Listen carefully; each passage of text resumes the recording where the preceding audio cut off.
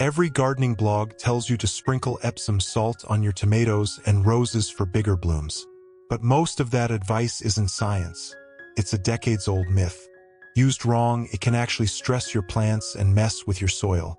Today, I'm breaking down what Epsom salt really does. When it works, when it does nothing, and when it backfires. Hey everyone, welcome back to the Garden Sage. Epsom salt is magnesium sulfate, not a magic fertilizer, not a nutrient boost. It solves exactly one problem: magnesium deficiency. If that's not your plant's issue, it does nothing, or worse. In this video, what it actually is, how to tell if your plants need it, and how to use it right. No myths, just science. Subscribe to the Garden Sage for more myth-busting garden content. Let's get into it. Let's start with the basics, because this is where most of the confusion begins. Epsom salt is not table salt, and it's not a fertilizer in the way most people think. Chemically, it's magnesium sulfate, a compound made of two elements plants genuinely need: magnesium and sulfur. Magnesium sits at the center of the chlorophyll molecule. Without it, plants can't photosynthesize properly, which means less energy production and slower growth. Sulfur, on the other hand, is a building block for amino acids, the components plants use to build proteins and enzymes. So on paper, this sounds great. Two essential nutrients in one compound. That's exactly why it got such a strong reputation. But here's the part almost nobody explains. Epsom salt contains 0 nitrogen, 0 phosphorus, and 0 potassium, the 3 nutrients plants need in the largest amounts. It's not a complete fertilizer, and it was never meant to replace one. Think of it less like a multivitamin and more like a single, targeted supplement. It only does one job: correcting magnesium or sulfur shortages. If your plant doesn't have that specific shortage, the supplement has nothing to correct. This is an important distinction because a lot of gardening advice treats Epsom salt like a general-purpose booster you can add to help any plant at any time, for any reason. That idea isn't supported by how plant nutrition actually works. Plants absorb nutrients based on what's missing in the soil, not based on what you sprinkle on top hoping it helps. So before we talk about when it works, we need to talk about the myth that's been repeated for decades, and where it actually came from. The Epsom salt myth largely traces back to small-scale garden experiments and word-of-mouth advice from decades ago, long before most home gardeners had access to affordable soil testing. If a gardener added Epsom salt and their tomatoes looked better that season, they credited the salt. What often went unmeasured was whether the soil actually had a magnesium deficiency to begin with, or whether other factors like watering, weather, or timing played a bigger role. This is a classic case of correlation being mistaken for causation. And once the idea spread, it stuck because it's an appealing story, a cheap household item as a secret gardening hack. Here's the scientific reality. Nutrients only help when they correct an actual shortage. Agricultural and horticultural research consistently shows that magnesium sulfate applications improve plant health, specifically in magnesium-deficient soils, not universally. The Massachusetts, Colorado, and other university extension services that study garden soil chemistry have noted this repeatedly. Most garden soils in temperate climates already contain sufficient magnesium for healthy plant growth. Adding a nutrient a plant doesn't need doesn't boost performance. It just sits in the soil or gets absorbed and stored without producing any visible benefit. In some cases, unnecessary magnesium can even compete with other nutrients like calcium and potassium during uptake, which can create new imbalances instead of solving problems. This doesn't mean Epsom salt is useless. It means it's situational. It works when there's a real deficiency and does nothing meaningful when there isn't. The key isn't whether to use it, it's whether your plants actually need it in the first place. And that brings us to the signs you should actually be looking for. So how do you know if your plants genuinely have a magnesium deficiency? The most reliable sign is something called interveinal chlorosis, a yellowing pattern that appears between the leaf veins, while the veins themselves stay green.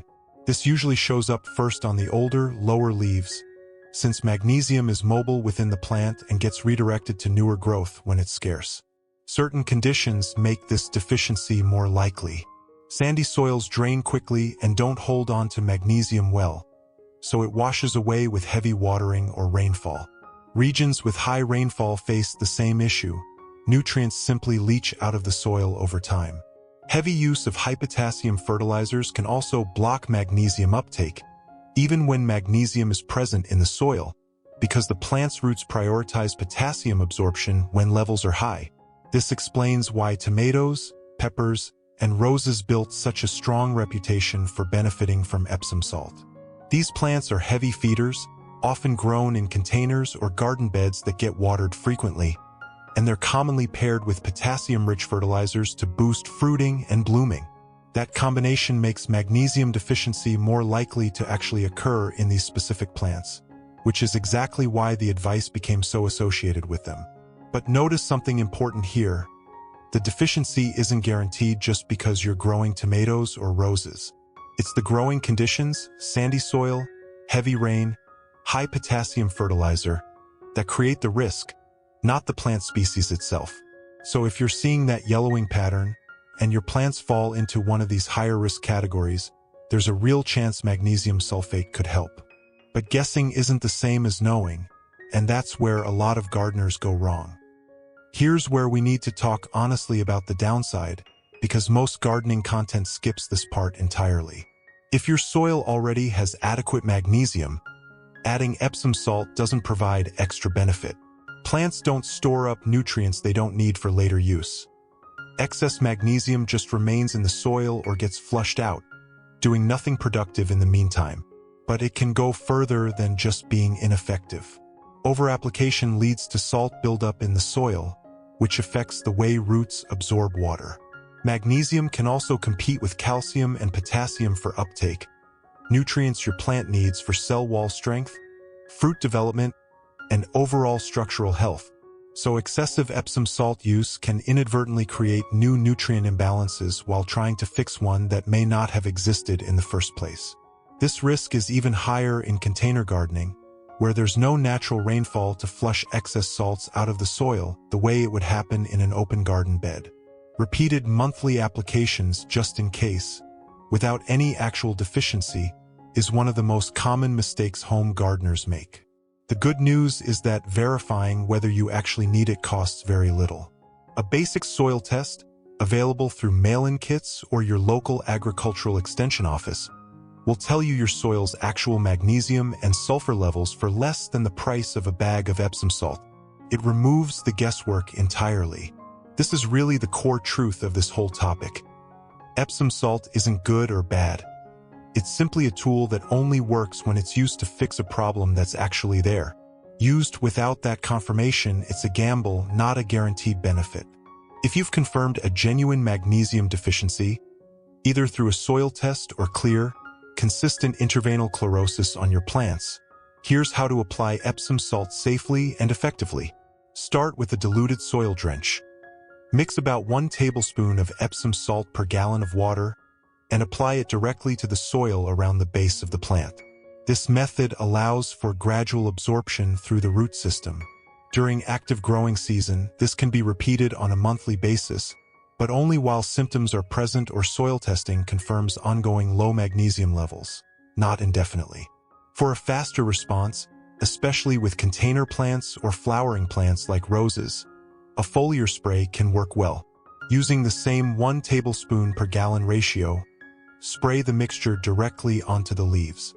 Foliar application allows for quicker nutrient uptake compared to soil drenches, since it bypasses the root system entirely. A few important guidelines to keep in mind. Avoid combining Epsom salt applications with heavy, all-purpose fertilizing at the same time, since magnesium can compete with calcium and potassium during uptake. Space applications out and always reassess. If the yellowing pattern doesn't improve after a couple of applications, the deficiency may not be magnesium after all, and could be a different nutrient issue, watering problem, or even a pest or disease. The bigger takeaway here is that Epsom salt should be treated like any other targeted supplement. Used deliberately, based on evidence, not as a routine addition just in case. When applied correctly, in response to an actual deficiency, it can genuinely help restore plant health. Used without that evidence, it's just an extra step that does little more than add unnecessary salt to your garden. So here's the real truth about Epsom salt. It's not magic, and it's not useless. It's a targeted fix for one specific problem. If your soil already has enough magnesium, adding more won't boost your harvest, your blooms, or your plant's health. It'll just sit there, or in some cases, throw off the balance of other nutrients your plants actually need. The fix is simple: test before you treat. A soil test costs less than a bag of Epsom salt, and it replaces guesswork with certainty.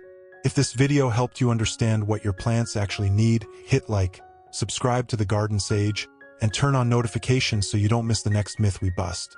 Because next time we're tackling the biggest fertilizer myth of all: more is always better.